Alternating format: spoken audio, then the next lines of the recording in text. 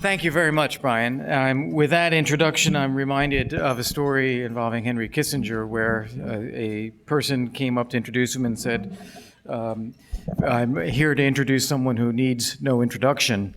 And Dr. Kissinger said, but go ahead, I like hearing it anyway. So thank you very much. That was very, very kind. You mentioned that this is a thankless task. Maybe, maybe. But I do feel that it's a great honor to be here, and that's a form of thanks right there. So Peter and Larry and Wes, I just want to extend my appreciation. And looking around the room, it is nice to have an introduction like that from Brian, but I see so many people around this room who have done so much. They are persistent, they are clear, they are vocal, they are fighters, they care about getting it right, and they work hard all the time to try to do whatever they can to build that community that we want to build. I want to stress I'm here in my capacity as Executive Director of the McCain Institute, and you will know that I also have a volunteer capacity on Ukraine issues, but when invited here, I specifically asked Peter if I could speak in my capacity as the Executive Director of the McCain Institute, because I want to take a broader set of issues to talk about. And I'm reminded, thinking about Senator McCain, how often he visited countries of Central and Eastern Europe. He made it a point to go to the smallest places, the most difficult places, the occupation line in Georgia, Montenegro, all across the Balkans, Bosnia, Kosovo, Baltic states, Ukraine, Maidan. He always made a point to be there. And that's, I think, reflective of something that he believed, and he said very succinctly, that I want to quote to you as well, is that for the United States, there is no competition between values and interests. Our values are our interests, and our interests are our values. I think that is simple. It seems obvious, but it's really profound, because if you think about the way that people talk about values issues or talk about national security interests or formulate policies, they're not often thinking about both of these at the same time. And I think we must. And the way I would articulate that myself is to say that, why is it that our values are our interests? It is because the United States is better off in a world where the values that we hold are cherished and protected and ascending. And in a world where those values are not cherished and protected and ascending, then the United States will face graver and graver challenges. So it's not an option to support our values. It is a first principle of what we need to formulate U.S. policy. What are those first principles and values that we're talking about? I think it is worth remembering to go back every once in a while and look at the Universal Declaration on Human Rights. This is a founding document from the end of the Cold War, but the most important thing about it is that it is universal. There was an effort made by people from all continents to try to write down what are the things that are fundamental to humanity that apply to all people. It's not a Western concept alone. It is not a elite concept alone. It is something that people struggled with and strove to write down as what are the things that are true about people. Now, my summary of this, you can go back to the document, and it has some text really worth remembering, but just the shorthand that I use that are universal values are freedom, democracy, rule of law, human rights, and security. And if we put those things at the forefront of what we are doing, then we will be making the world a better place as a matter of policy. And as I said, to the extent those things are realized in the world, then that's a better world for the United States and for our allies and for those who share that. Putting these things first is not only about formulating policy, it's about making friends and alliances. We have allies. We have allies that share these values, that reflect them in their policies, and they should be our natural partners in trying to do things in the world. We have people who are in societies where the governments do not respect these values, but the people yearn for them. And those people are our allies. And we need to be supporting them and speaking out on their behalf. And there are places and people who oppose these because it threatens their power structure, their order, what they have built. And those are people who are going to be our adversaries. And though they may run governments, we have to remember that that's not the whole picture. There's this whole society underneath them that still yearns for the same values that are reflected in that Universal Declaration on Human Rights and that are reflected in the hearts of all humanity. In Europe, we have one additional thing that I think is important to link to this. Not only do we have these universal aspirations on human rights, we have a set of principles that we agreed back in 1975 that laid out the rules of the road for how states that disagree can nonetheless be supportive of the right values. And that's the Helsinki Declaration, Helsinki Final Act, and in it is a decalogue of fundamental principles, and I'll highlight a couple of those because these go hand in hand with this idea of values and security being linked. There's no change of borders by force, to refrain from the threat or use of force, to not interfere in the internal affairs of countries' domestic politics, and to uphold the right of nations and people to choose their own political and economic systems and their own security orientation. Those are fundamental rights at a state level that were agreed in Europe. They remain as valid today as they were when they were agreed. And I would point out that this was agreed by the Soviet Union, and not at a moment of weakness, but at a moment of strength. So this is something when you hear other narratives today about taking advantage of Russian weakness, not so. If we were upholding these principles in Europe today, we would not have the problems in Georgia or Ukraine or Moldova or elsewhere that we have. So that is something I think very much worth remembering, is the structure and the principles that surround this. Brian was very kind to quote an article that I wrote recently in which I asked that question. And I think that is the topic I wanted to make sure was on the agenda today for this conversation. I hope we have a few questions about it. We have to remember, we have this Declaration of Human Rights. We have had rounds of NATO enlargement. We're going to be 30 countries. We have the Helsinki Principles. But the reality is we haven't finished our job. If we aspire to a Europe whole, free, and at peace, there is work ahead of us. We can't rest on our laurels. And we have to recognize that people are people no matter where they are. And so if we are faithful to our own values, if we believe in our hearts that these things, freedom, democracy, market economy, rule of law, security, human rights, if we believe that these things matter for ourselves, then it is inherent in us that we believe they matter for other people too.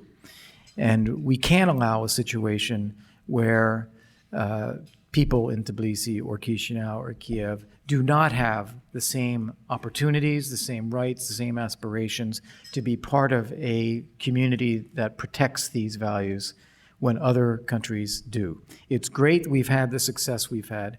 I think we should look back on NATO enlargement as one of the greatest achievements for advancing humanity in the Euro-Atlantic area in the end of the 20th century. Over 100 million people live in free, more prosperous, and secure societies and do not have to worry about what kind of world or what kind of country their grandchildren are going to live in. 100 million more people than before that NATO enlargement process.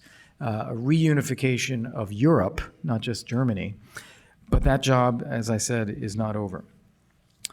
I want to pick up one thing here because it's very important that we get that narrative right. Russia spends a lot of time projecting a different narrative, and it gains currency in our own media and some of our own commentators in academia, and even some political parties in many of our countries.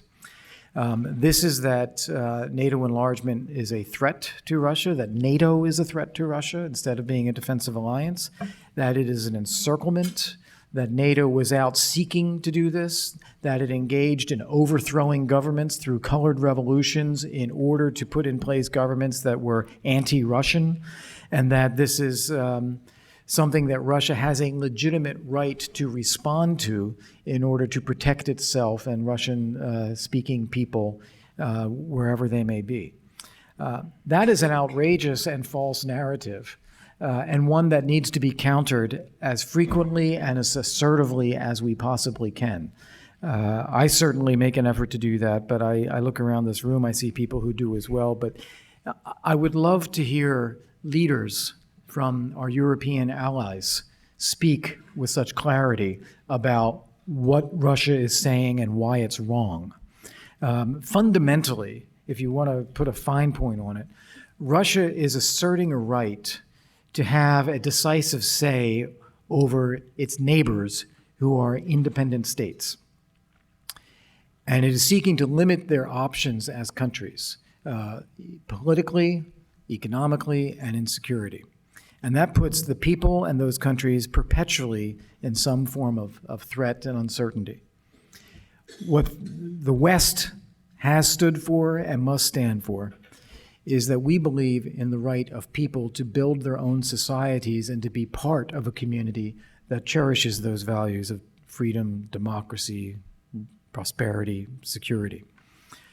We need to stand up for that, and we need to push back on that narrative. Now, I say we need to because I would argue also we're not doing it enough. And I think that we face a lot of challenges. We have internal challenges as well as external ones. The external ones, especially in an audience like this, are pretty clear. We have a Russia that is trying to rewrite the narrative of history, that is asserting a right to control affairs of its neighbors, that has invaded its neighbors, that has taken their territory. We face a risk that they could do more. There's no reason to think they're done. We have to be vigilant, and we have to be prepared to push back to prevent things from happening. There's a whole concept of deterrence. You prevent things by investing in security and being strong, rather than that being an escalatory step. That's the external challenges, and it's compounded now by in the tech and security issues around China and the Belt and Road policy. We have to be sensitive to what that kind of state-driven engagement means for free economies and free people. But the internal challenges are even harder. And there are ones that maybe people in this room are not as adept to deal with because we're not in domestic politics, we're looking at foreign affairs. But in our societies, we've had, I would argue, governing political elites in many, many countries that have lost track of what their publics are worried about, haven't addressed those issues effectively. Maybe it's impossible to address them effectively, but to make the point, the public feels they haven't been addressed. And this has created an opening, which people supporting populist slogans and simple narratives and nationalism and reinforcement of national identity, sometimes fueled with money to be disruptive, to argue for protection against a threatening global order, to challenge the narratives of the elites that have guided politics for so long. This has really created enormous divisions in democratic societies. And countries like Russia see that and take advantage of that and try to make it even bigger, try to pump money into it and pump narrative into it and to fuel that even more. But we have these divisions. We have those divisions in this country. We have them in the UK. We have them in Germany. We have them in France. We have them in some Central and Eastern European countries. I was in Georgia last week for the McCain Institute's 5th annual Tbilisi conference. And I think it's the most divided I have seen that country as well. It's really concerning when you have a country with such important external challenges, such important aspirations, and the need for friends and support and engagement. And it is hard for outsiders to do that when they're so divided internally and making those challenges even worse. That's the internal problem.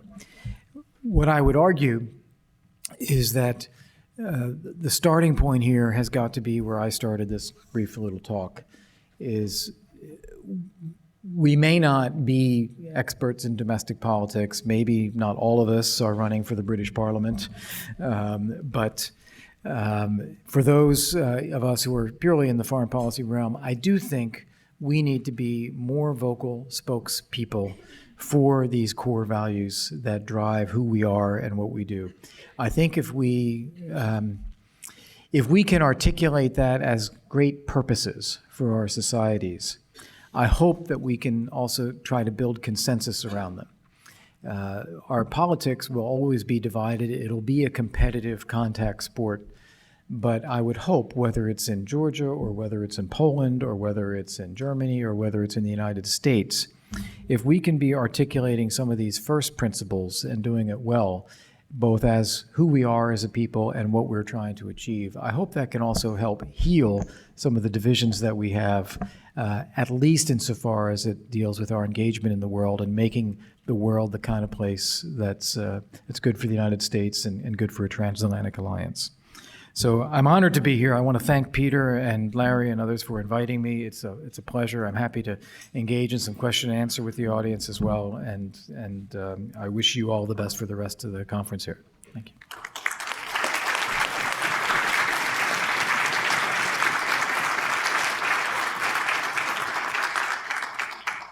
Thank you, Ambassador Volker. And I did want to pick up on some of your remarks about Georgia, because we were both recently together in Georgia with General Hodges and others in this room. And we all of us, I think, walked away with a little bit of trepidation. A lot of friends of Georgia are getting a little bit worried about everything from the polarization in the society to perceived democratic backsliding by the government, by perceived Russian penetration into the Georgian state. What can friends of Georgia do now outside of Georgia? How much heavier a lift is this than previous rounds of NATO enlargement? What can we do to make it a lighter lift? Right. Well, thank you, Brian, and that's thank you for that question, because there's a lot in that. One of the first things to remember as a starting point is, leaving aside the Baltic states that are now already members of the EU and NATO, of all the other states that emerged from the Soviet Union as independent states, you would argue that they've all been in various stages of high school in figuring out democracy and market economy and security. And Georgia's been getting a master's degree, that they are that much ahead. There is a risk of backsliding. The presidential elections that took place last year were deeply flawed in their administration. And Georgia now has parliamentary elections next year. And they've had a very hot summer of all kinds of disruptions going on.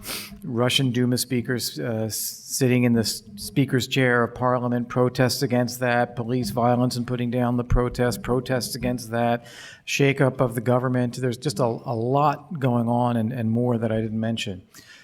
Georgia has an opportunity to get it right.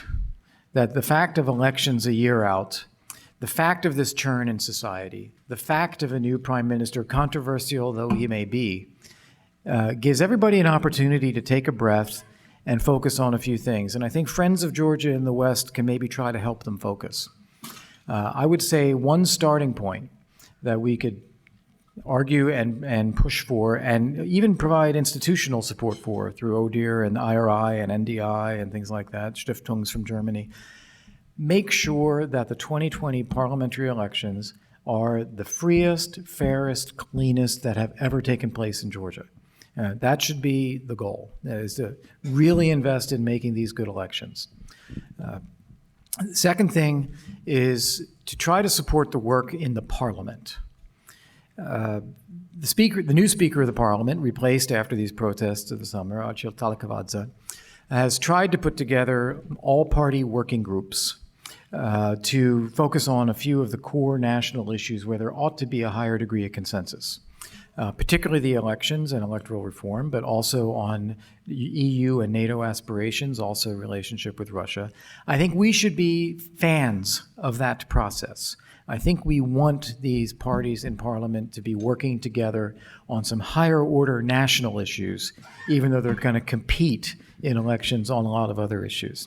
So I think that's another area that we could be supportive of.